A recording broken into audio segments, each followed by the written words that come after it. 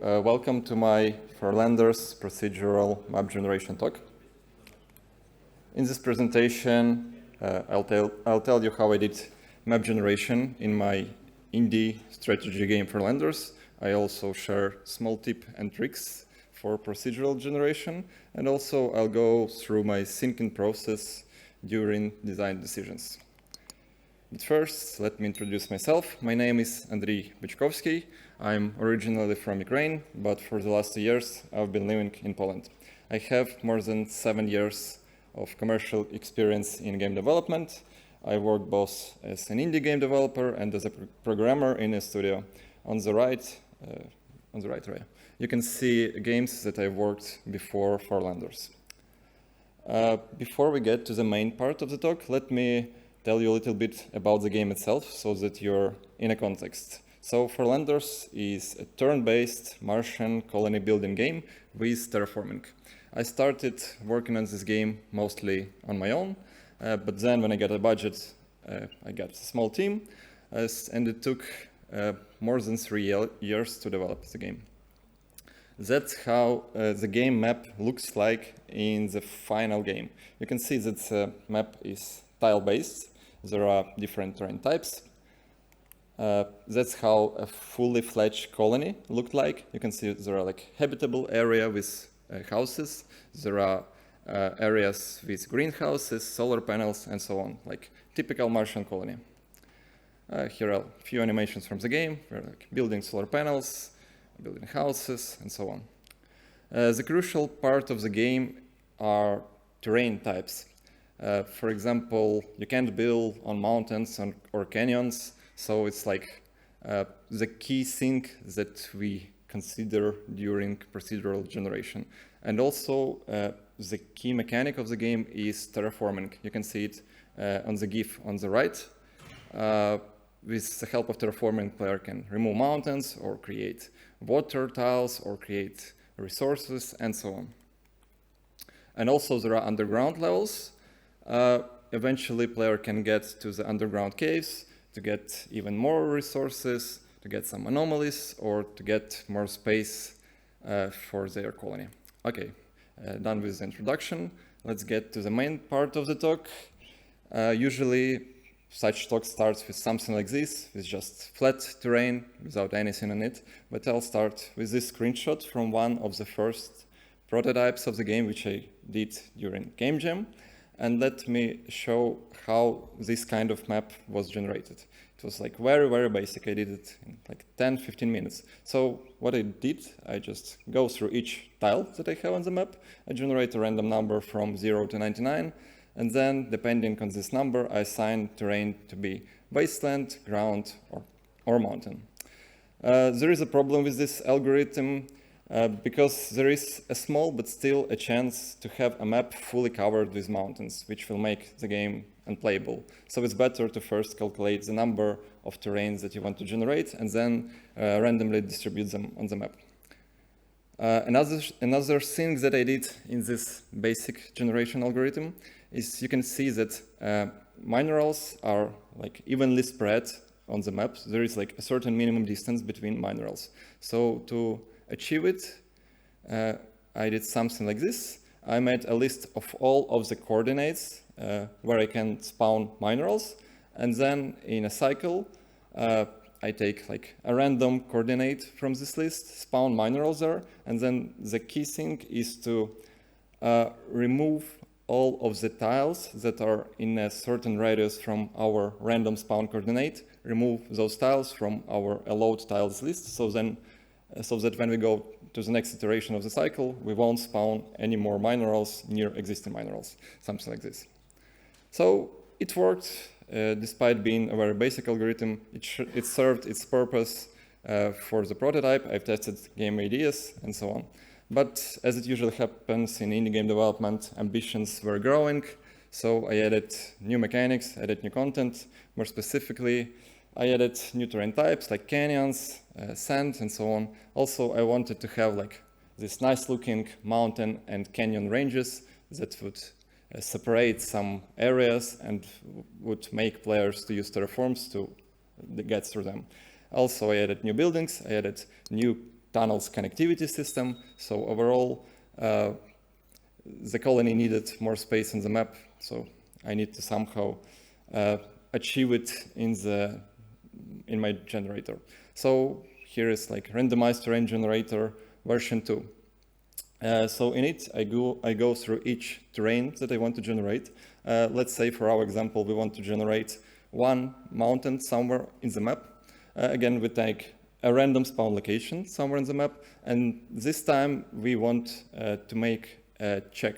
We want to check if there is an avoided terrain nearby. So in case of mountains, we don't want to spawn mountains near canyons. So if there is a canyon nearby, we continue to the next iteration of the cycle and pick another spawn location and hope maybe the next time it will be better. And the second check is a little bit more complex. We check all of the neighbors. We find the same neighbors, meaning with the same terrain type. So we calculate the number of mountains near our mountain. And we want this number to be a very specific number. So in case of mountains, I want each mountain to have only one mountain nearby. The reason for that, I want to form this nice looking scene mountain ranges. So here is the result. You can see it's like look kind of okay. I have these mountain ranges, which I'm talking all this time. I have canyon ranges. I have free space for my bigger colonies. So it's overall looks good, but the problem with this generator is that it was just simply too random. I didn't have a lot of controls over it. So sometimes there was a situation when players simply had access to the big portion of the map without the need to use terraforms at all. And terraform is like core mechanic of the game. So this led me to the conclusions that good procedural map generation should provide players with a consistent challenge. So I was thinking, what can I do? How I can rework my map generator to make terraform mechanic more usable, more important, so that it's evenly used through the whole gameplay. And I came up with this idea to make rooms. By rooms, I mean flat, uninterrupted area divided by mountains or canyons. And the idea was that each such area should give players incentive to get there, because in each room there might be like resources or just simply a building space. On the illustration below, you can see like how I imagine it might work. You start in one room in the top left, and then you see another room. You see resources there, so you use terraforms to remove mountains on the way, and you like move from one room to another, and you constantly need to use terraforms. That was the idea. So how I did this room generation? First, I needed to find room centers. To do so, we can use exactly the same algorithm that I described before with minerals generation. And then I use an algorithm which kinda reminds a breadth first search algorithm, but without the search. You can see it on the GIF. In simple words, it works the way that we have this room center, and then we expand the room in random directions, one step at a time. So just we can move left, right, up, down, like in any direction. On a more like implementation level, there is also a so-called frontier list. That's a list of all of the tiles to which we can expand. So to avoid room collisions, when I'm expanding a room, I'm checking if this tile to which I'm trying to expand is not a part of another room's frontier. So this way, I'm sure that no rooms are intersecting. So here is like the result of the rooms that this algorithm can make. And now I need to generate mountains and canyons on the room edges or room borders. To do so, we can use Perlin noise algorithm, algorithm. It's quite famous. What it does is it generates a gradient noise, as you can see on the picture on the right. On more like implementation level, it's just a function that returns a value from 0 to 1 for a given coordinate in space. So with it, I can go through each tile that I have on my map and generate a height map for each of the tiles that I have. And now if we return to our map, I can go through each tile that I have on room borders, check my height map. If the value is above 0.5, I put a mountain. If it's below, I put a canyon. Like, very simple. Now I need to distribute resources in rooms. To do so, I go through each resource that I want to spawn. Then I sort all of the rooms that I have by the total resource value that they have so far. Then I take the room that has the lowest resource value and I spawn a resource in that room. And of course, I also increase the resource value of this room by the value of the resource that I've just spawned. Again, there was like some problem with inconsistent starting conditions because like to have a good colony, you need to have at the same time water tile and a mineral resource. So I needed to make sure there are at least a few such rooms. So I made predefined rooms. Predefined rooms are rooms that are generated before regular random rooms. And for each predefined room, I can like set what resources I want in them. Like in our case, I want to have rooms with minerals and water. Also for this kind of starting rooms, I want to make sure that there is no underground passages because that would be too easy for the player to get underground in the starting location.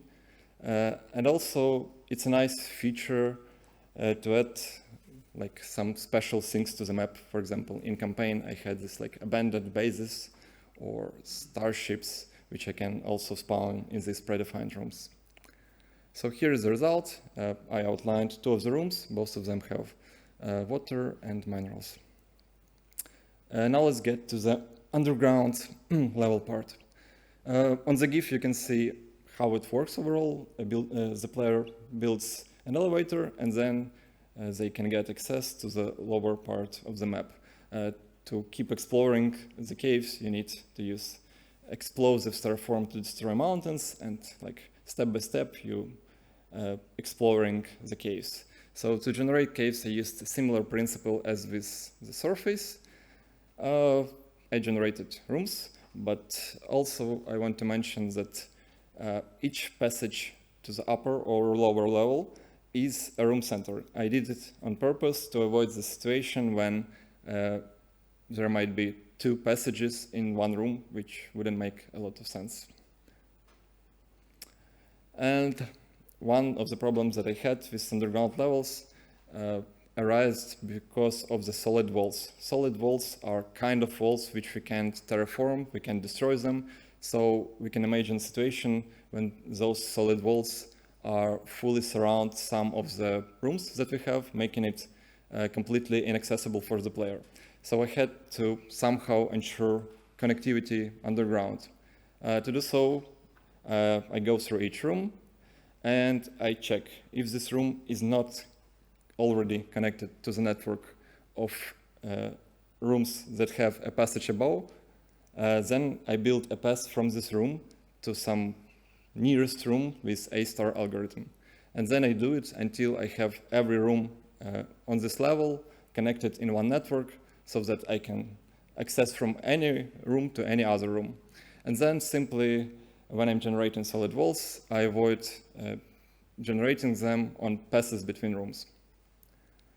Another algorithm that I was considering when I was working on caves was cellular automata, right? That's quite famous algorithm for generation of like pieces of land in general. In short, it works the way that we fill our grid or our map with noise. In this case, it's black or white pixels. And then we go through each pixel and check its neighbors. If most of the neighbors are black, we make it black. If most white, we make it white. And then, like step by step, we make instead of the like noise, we make some like nice figure like this. So I implemented this algorithm for my underground levels, and then I modified room generation algorithms so that rooms are spawned inside the figure which is generated by cellular automata, if it's possible, because it's not always possible. Sometimes it's not enough of space to do so. And now when I look back at it, I'm honestly not sure if it was worth it, because like rooms that are generated are already quite random. So I'm not sure if this like cellular automata brought a lot of value to the looks of the caves. But I still found a good use for cellular automata algorithm. I use it to generate like some areas on the surface with sand, like call it desert, and also areas with wasteland, which you can see on the image on the right. So to summarize, each of aforementioned approaches might work in some cases. Sometimes even simple randomization might work. For example, on the image on the right, you can see like stalagmites. I just used a random distribution for them. It was more than enough because I didn't have like any need to make some ranges of stalagmites, so it's perfectly fine. And also it's worth mentioning that in like any procedural generation, there are a lot of nuances. I want to bring a few of examples. One would be that there is a hidden passage underground in Farlanders. This means that you can't see this passage underground unless you use explosives on it, and only after that you can access underground. So the problem was that player can accidentally land their like spaceship on this tile, not knowing that there is a passage underground, and which led to the which made these passages inaccessible for the player. So to prevent it, I just simply put wastelands on all of such hidden passages, so the player can't land the ship on these tiles. And another thing which I mentioned, which I noticed during playtests, was that when a room has like a clear edge or border with mountains and canyons, it feels very artificial, and it's very obvious that we have these rooms. And gameplay becomes kind of repetitive because like each gameplay session you have to use like mountain terraforms to get rid of canyons, or you have to use explosives to get rid of mountains. So I came up with this idea to replace some of the hard borders with some softer wasteland terrain. Here's an example. So I outlined two tiles. Those two tiles were replaced with wasteland. So now I have an alternative road between those two rooms instead of like regular terraformation of mountains or canyons. I think that's like a good thing because it lets the player to feel smart, that I'm like outsmarted the game and I found a shortcut between locations. That's it. Here's my website, here's my Twitter. Thank you for attention.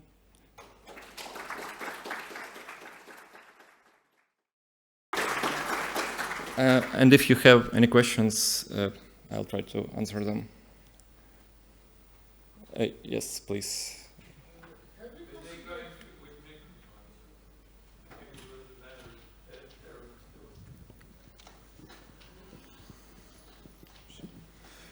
Have you considered using the diamond square algorithm? Which one? Sorry. Diamond square. Diamond square. Do you know I this don't one? know it, so I haven't considered. Okay. Because it also generates nice shapes, similar to cellular automata. Yeah, my general. But a bit more natural.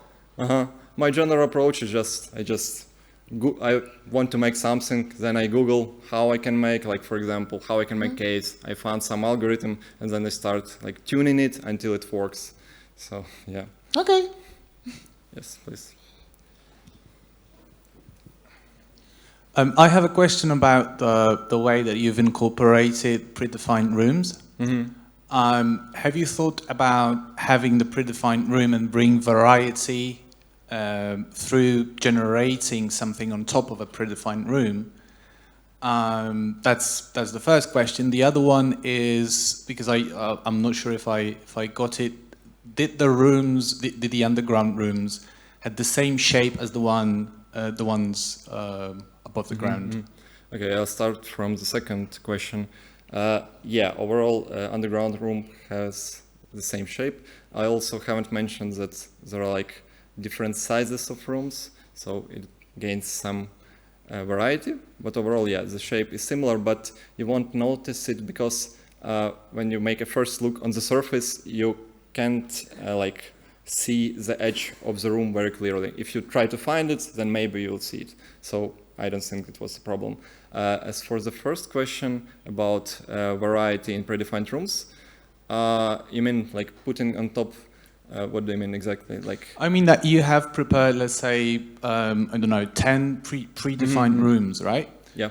And then you use your own algorithm in order to bring some variety to those predefined rooms. So let's say another resource, change the shape of the room. Yeah. First of all, like I mentioned, like predefined rooms, which serves the purpose for start of the game, but there are also predefined rooms which gives some like anomalies or a room that has a lot of specific resources. That's the first thing. And the second thing, I also have some like changes that I make to room, like I'm generating some wasteland on top of it. I might generate some mountains inside of it. I haven't mentioned it in the talk, but it's not like we have this plain square with only what I've defined. No, I don't mean like it's a plain square, but I was wondering, let's say you have something prepared already that you know that will work for the game because you did it manually, right? You didn't sort of. Yeah, usually it's just resources or some quest items or a passage below or above. So that's it. Okay. One more question, if I may. Let me check. Yeah, you can. Because at the beginning you said that you were first generating the shapes of the room, then you were placing the resources, and then you had to sort of remove walls around the resources in order for the player to make it easier to reach resources. Not exactly. I like place rooms, then I add like room edges, and then I place resources inside rooms, and also some of the resources are not inside of the rooms. Okay. Do you think that it would make sense to place the resources first, get the proper amount of resources and the correct distance between each resource, and then generate rooms around it? No, because like rooms are more basic, and like I have more freedom to place resources anywhere I want, and I'll also have the exact number of resources that I want to place. So first I try to place them inside of the rooms, and then if they are not fit, I place them outside of the rooms. And also like with this latest generator that I introduced, the distance between minerals is less important than in the first random generator because there are a lot of room edges. So even if resources are nearby, there is usually a border between them. So it's not that of a problem. Okay, thank you. Yeah, you're welcome. Yes, please, one more question. I think that should be the last one. Hi, did you consider using procedural grammars for, to avoid your problem with allocating resources?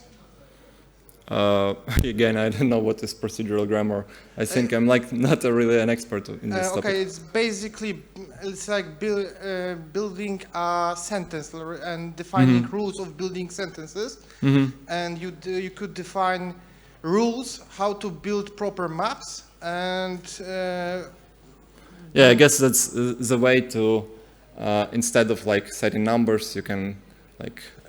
Basically, you build your own dictionary, etc., of specific rooms, and you can create a word, in theory, a word for a random room, right? So basically, and you build a grammatically correct sentence for a working map. Yeah, I think I should Google it. Like in my case, I had this like enormous file with a lot of settings. And it was a pain to edit it because I had like 10 missions and I had to go through each file and like alter like the amount of sand, the amount of resources and so on. So yeah, it's not perfect. Then a word of advice, there is a whole free book about procedural generation, a PGB book. Basically, I really recommend reading it. Thank you. PGD book, okay. Okay, Thank you. I think that should be the end. If you have any more questions, you can come to me at private. And thank you one more time.